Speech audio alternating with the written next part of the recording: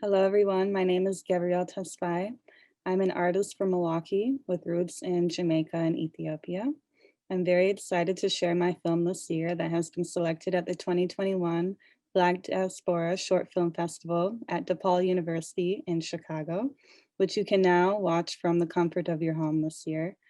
I'm the animator and director of my short film, My Love Ethiopia. My Love Ethiopia is an animation that tells the story of a young girl who has been separated from her family during a very chaotic time of war in Ethiopia during the 1970s Red Terror War. The story not only tells the very turbulent migration that she has to take while searching for freedom, but it is also a magical, realist tale where guardian angels follow her on her way, helping her on this journey to escape and find freedom. It is also very metaphorical of a spiritual journey that can also be reflective of what is happening in our current time in Ethiopia. I'm very excited to be sharing the film this year and to speak more on it during the Q&A after the screening. Thank you, and I hope to see you. So let's get to the meat of this evening. I'd like to introduce Gabrielle Tesfaye. Gabrielle Tesfaye is an interdisciplinary artist versed in painting, animation, film, and poetry, and interactive installation. Tesfaye, or Gabrielle, was born in Milwaukee as a first-generation American to an Ethiopian father and a Jamaican mother. Her work is rooted in the African diaspora, Afrofuturism, ancient art practices, and cultural storytelling. Her extensive international travel and exposure to multiculturalism in her life echoes itself in her mixed media approach to art making and cross-cultural content. Outside of exhibiting paintings, works, she uses her art in the animation studio, creating personal and cultural narrative films. Tesfaye's background in film started at the Fashion Institute of Technology in New York City and continued in Manihal University International College in Bangkok, Thailand. Tesfaye obtained her Bachelor's of Fine Art from the Peck School of Arts at University of Wisconsin-Milwaukee. I'd like to introduce our moderator, who also served as one of the jury on the selection committee.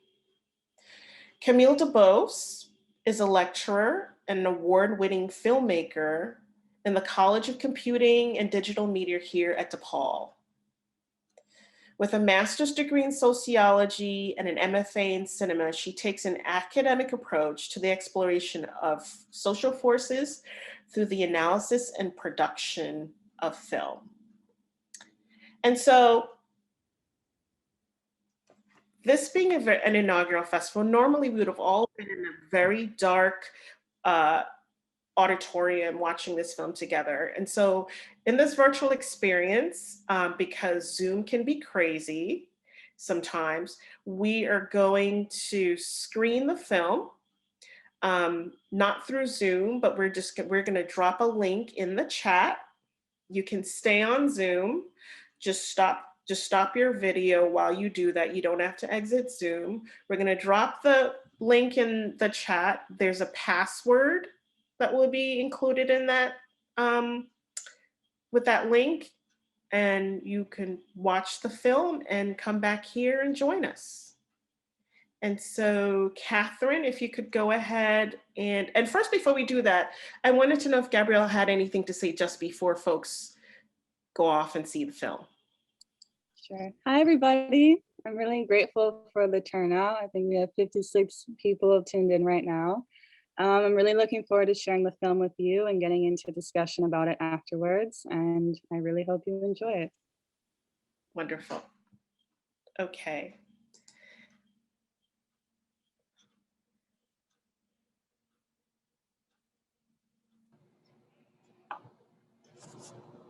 Okay, I'm going to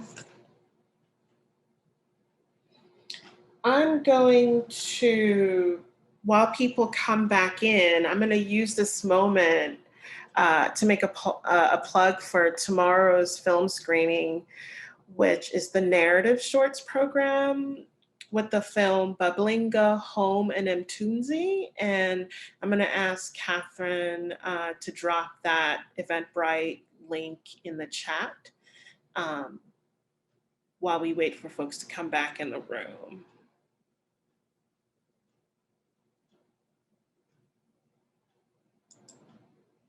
Okay. All right, so Camille, I'll hand off the discussion to you now. Oh, fantastic. Thank you everyone for coming. What a lovely film. I want to encourage everyone to feel free to drop questions in the chat. And just because there's such a large group, feel free to drop them in there. So as we get to sort of the Q&A section, we already have some lovely questions built up. I have a few questions myself. And we'll do it that way so that everyone can be heard and get their opportunity to discuss this film. So Gabrielle, my first question, or it's almost like a request. So for those of us who aren't as familiar with the country and the history, can you walk us through what it is that what it is that we're seeing, the story that's being told in the film? Definitely. Great way to start, because I know that the film is not told as like a documentary would. It's very abstract and history with this other magical element. So that film was based during the time of the Red Terror War, what we call in Ethiopia. It was during a time when a military junta took over the country, basically, and the country went into a time of just havoc, tyranny, war, death, and many Ethiopians were affected by this. A lot of young men were being forced to fight in this war that was being led by what I would call like a dictator who took the country over from Emperor Haile Selassie, and the country just completely changed. We were no longer ruled by the monarchy that we had, and the whole political structure of the country started to collapse. It's also created a huge population of refugees fleeing the country, which I would say is what created the Ethiopian diaspora that we have today. And this took place during the 1970s. So that's some background on the time period. Okay, wonderful. Joelle, I can't quite see the chat yet. So I think I need to be co-host. So I'm going to ask a few more of my questions until I can your question. Let me do that. All right, awesome. So thank you. And so that helped me a lot because I could tell, like, it's clear to me that there's a great deal of discussion going on here with respect to social structure and history, but also ritual, right? And I think I want to, so I'll ask about ritual in just a moment, but for such a heavy topic, how did you choose animation as the medium through which you wanted to discuss it? What about animation supports or kind of helps tell the story, right? Like animation as a delivery system. Mm-hmm. How did you choose that? Mm-hmm. So I'm actually primarily a painter. I've been doing painting since I was a child, and I got into film through animation in the past 4 years. And I found that working in animation has allowed me to storytell stories that I want to share in a different way than just the still painting could. So my role in filmmaking is animation. I love animation. I love how I was able to bring in archival footage, live action footage, archival footage, actual video from that time period that you saw in the film, as well as footage that I brought in from when I went to Ethiopia and visited and kind of traveled all around the country.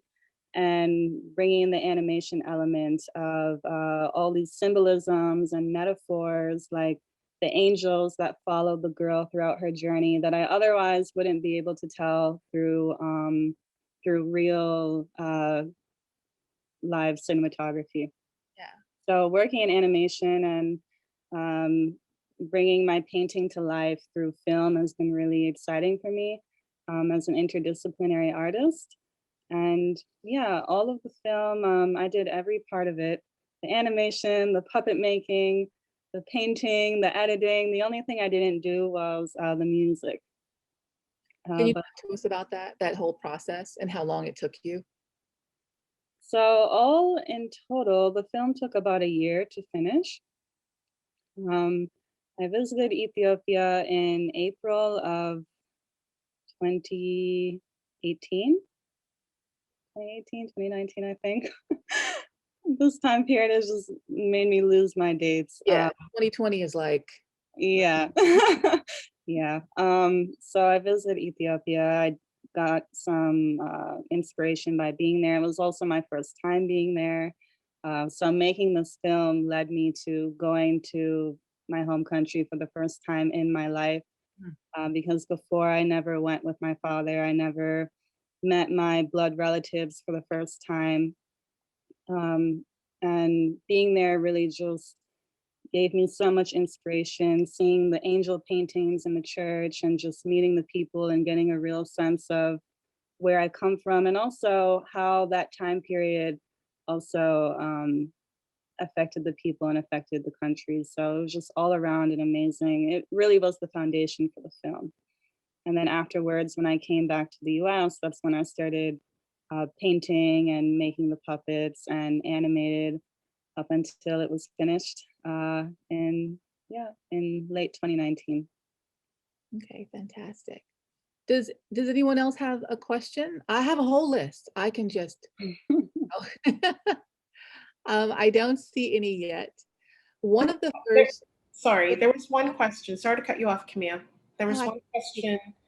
Are any one of the are you one of the characters in the film, is what one person said. um I feel that when I paint, a lot of my paintings do reflect a part of me, because I'm bringing through the spirit through my hands. However, the story is actually a true story inspired by my family's story. And so this time period, I wasn't alive in the 70s, so it wasn't me, but it was reflective of the journey my family had to take to escape Ethiopia during that time. And I also feel that she might have, the main character, the young girl, she might have been reflective of me just a little bit because it also kind of reflected my own journey coming back home to Ethiopia. It's kind of like two worlds merging in one. My father lived through this war in the 70s, and now he became a diaspora refugee because of that. And now his daughter, me, is going back home and discovering this country who I've been away from all my life. So in a way, it is kind of reflective of me, but not like exactly. Okay, wonderful. So There's another question. Would you like me to ask that, Camille, or wait? yeah. Okay. What is the greatest challenge you encountered? I'm sorry. What was the greatest challenge you encountered while working on the film, and what is your favorite thing about it? This is from Grace. Greatest challenge. Hmm. So collecting an archive of this film was a huge part of making it. Of course, I had to do a lot of research and history. A lot of people in my generation, I feel, are not, our parents don't tell us too much about this time period.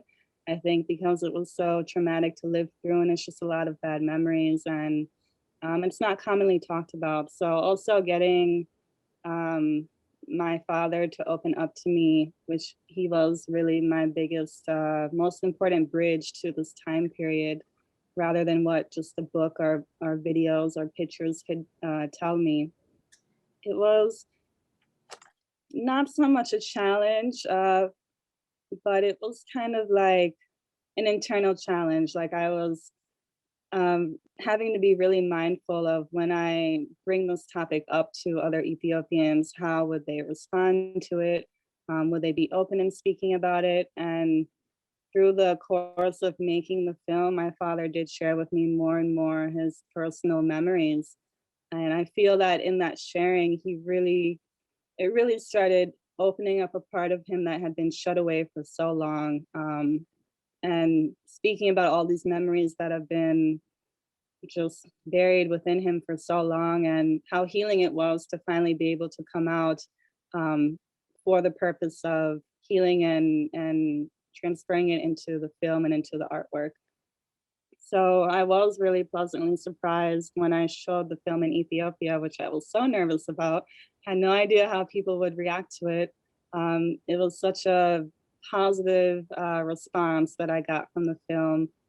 There were elders there in the audience who um, said they wish more of my generation knew about this time period, because if you don't know your history, we are doomed to repeat it. And it was just a positive response. I felt like there was an energy in the room in which people wanted to speak about it more and learn more about it, and speak about these topics of intergenerational healing within our community, and how we share history or bury history within our families. And so that biggest challenge was kind of getting into those painful memories, and it ended up being like the biggest gift at the end of the making of the film. So I forgot the second half of the question. Yes, and there's so many questions. I feel like, so I want to apologize to everyone present. There's some issue with the chat. So if you have any questions, you can just directly send them to me, Joelle Daly, so I can try to get to them. And there's a lot, and I don't know if we'll get to all, but we'll try. I don't know if Camille wanted to jump in, if she had something burning that she wanted So to ask. If not, I I do. can go to the questions I have here.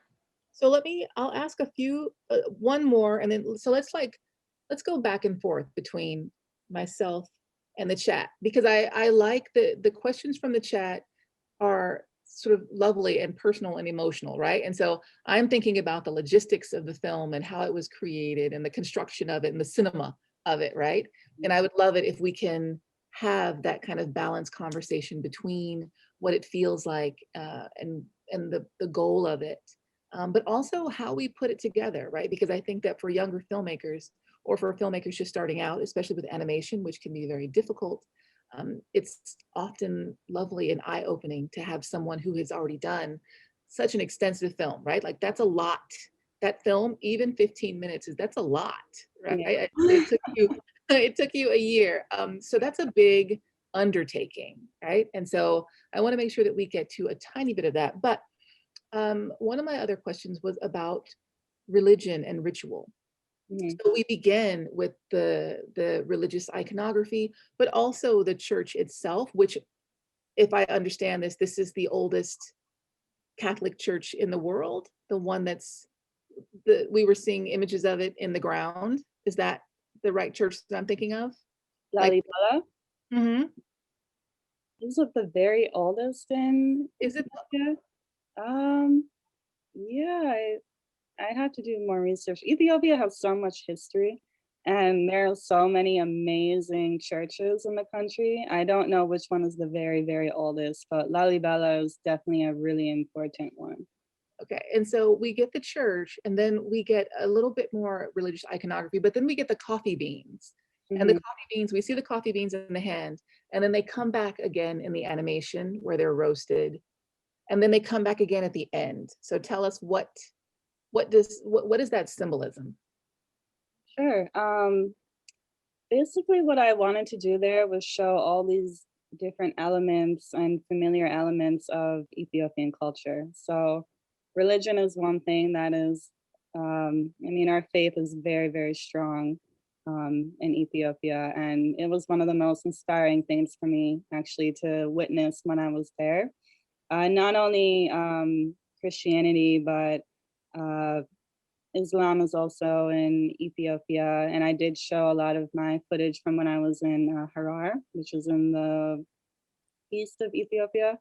And also the coffee, the buna that we call it, it's such a huge part of our culture. So I feel like, you know, the buna, the smoke, it reappearing again in the animation, you saw that it appeared 3 times.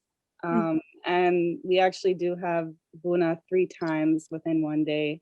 At least I do. We kind of have it like at the end of every meal, breakfast, lunch, and dinner. And it is, you know, ritualistic. It's something that we all do. It's something in all parts of the country. And yeah, so basically including all of those different elements, the religion, the church, they weren't like meant to be like a huge serious meaning for the film, but they were to immerse you into the world of the country. Joelle, why don't you share a question with us? There are quite a few questions here, and I wanted to bring the art historian in the room, Dr. Mark Delancey, um, who said that church was from the 12th century. He also says, I'm wondering what influences you see in your graphic style. There's a clear referencing, I feel, to the history of Ethiopian manuscript painting, Mhm. but it also seems distinct from that tradition. Could you explain? Yeah, the manuscripts, the ancient Ethiopian healing scrolls, I think maybe that's what you're referring to. Mhm. I'm really, really inspired by them. Um, as a young Ethiopian artist, I'm looking at everything that our ancestors left behind for us and what I can decode and learn from in them. I actually have one right here, actually. I don't know if you can see it very well. Oh, wow. But these scrolls were believed to bring healing to the wearer. You would wear them right here. I have this one just to study it and actually have a real one in my studio. But I'm really inspired by ancient Ethiopian art and just the ancient world in general. I'm really in love with just old, ancient world. And I've been inspired by it since I was in high school. And when I was in high school, I believed that I would grow. I mean, ever since I was a child, I believed that I would grow to be an artist. So I think all of these different ancient inspirations, ancient Ethiopian art, or just African art at large, Asian art, has just inspired my style as I've grown to develop as an artist. Great. There's one other question that's a follow-up from that, which is from Dr. Valerie Jansen, who says, how has your American experience influenced your art, your artwork, or is it primarily, is it heavily leaning on your Ethiopian lineage?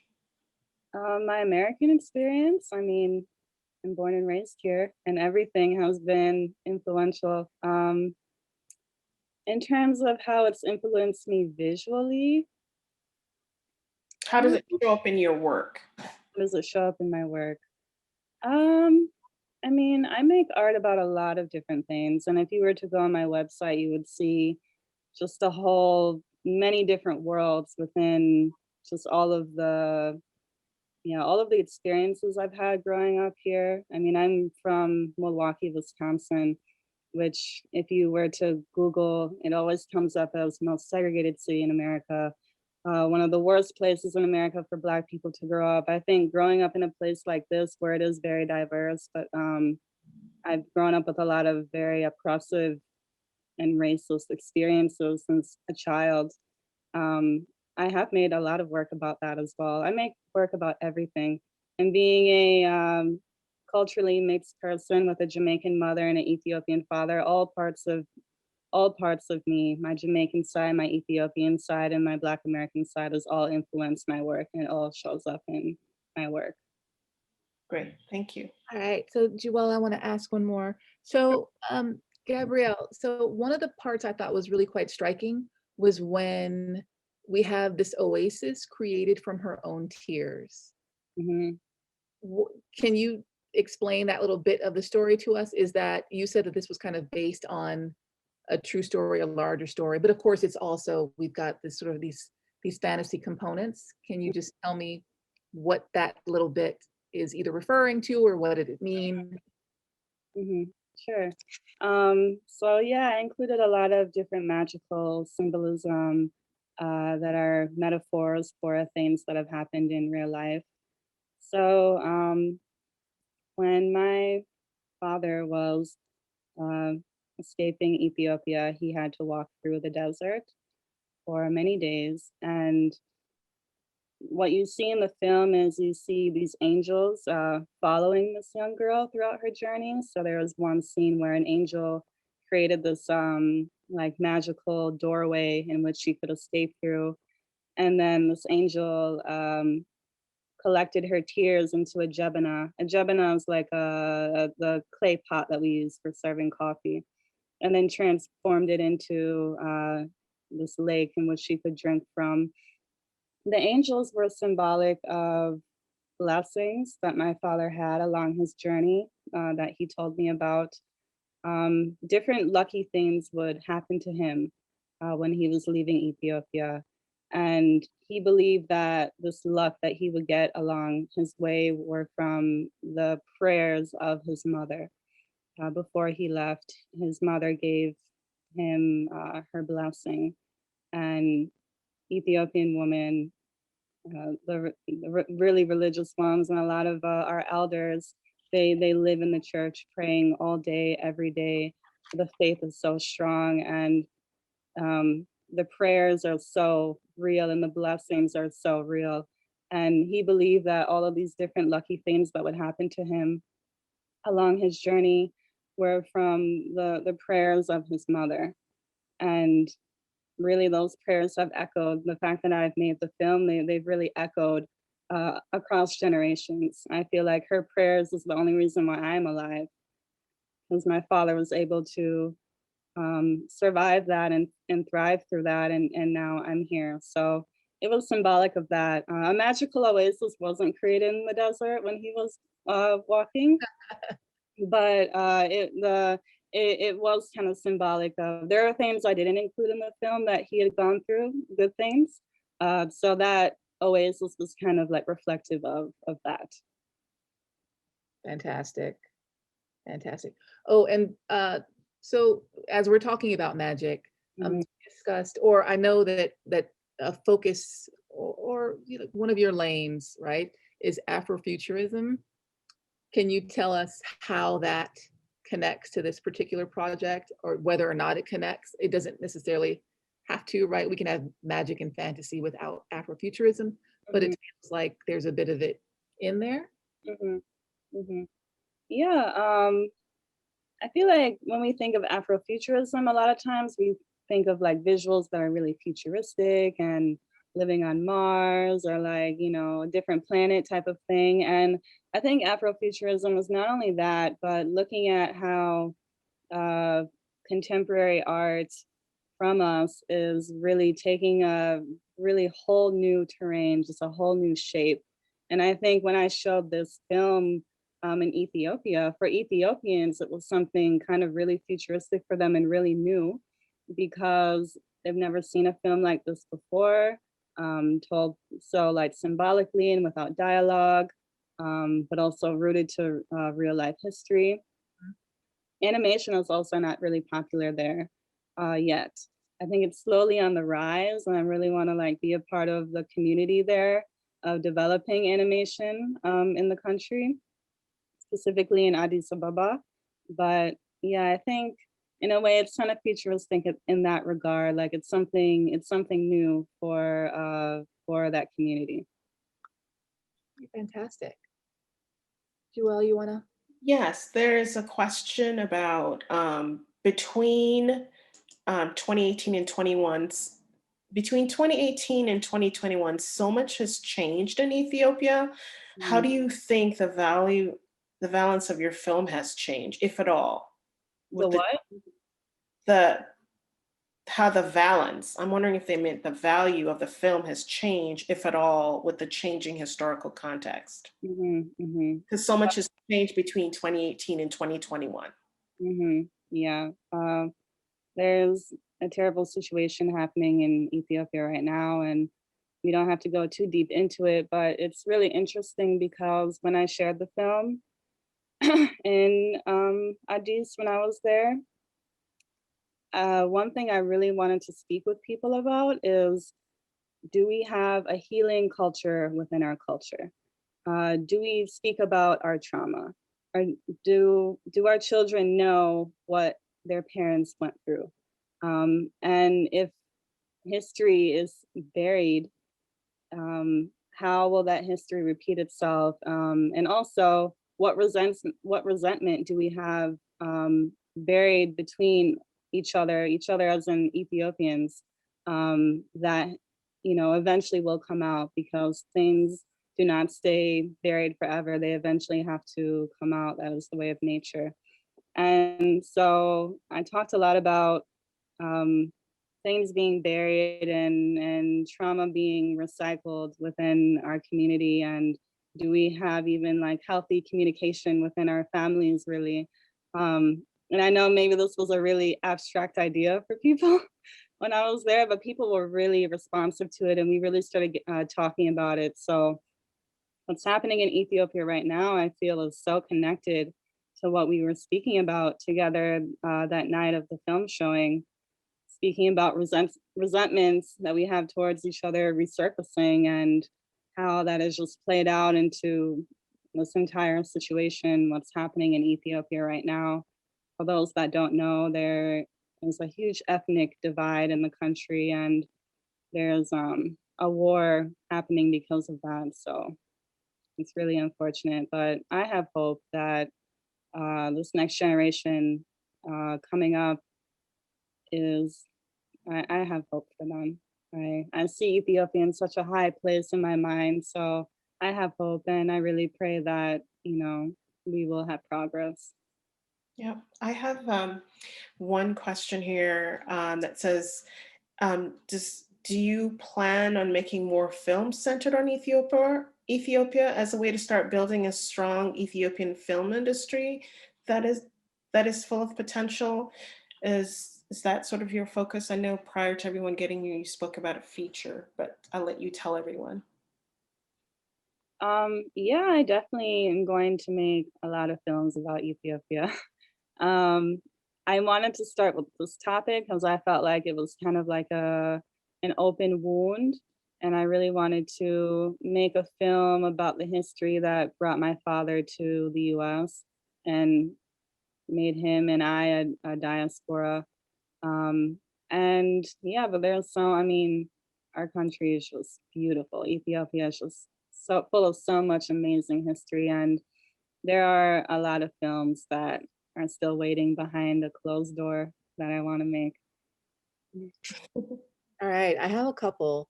And I really I would love to, and I feel like it's a really maybe an interesting topic for us all to think about, your notion that this really difficult time uh, sort of influenced the Ethiopian diaspora. I mean, in some ways, it's like thinking about not the good that can come from horror, right? Mm. But recognizing and honoring what disruption does in our lives, that disruption is not necessarily always destructive to some degree, right?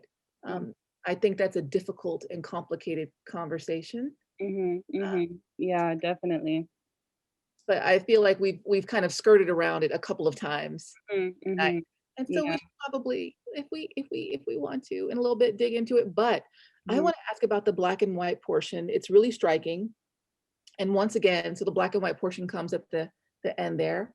Um, Once again, it feels like there's ritual happening, right? mhm, She's kind of engaging with the angel. Is that an angel, or is that a more complex deity? mhm. Um, and she's in some way being blessed, right? And then she's being educated about queens. Tell us, tell us what was happening there. Sure. So, I created it to be black and white because I kind of saw it as her going into this other realm Yeah. that was not Earth. So she had been transported into a different place. And that goddess in the sky is the same one from the beginning that saw her in this little globe, this little like magic ball thing that you saw in the beginning of the film, which was symbolic of throughout all of our struggles, or at least for me, I believe that we are divinely protected and we are watched over.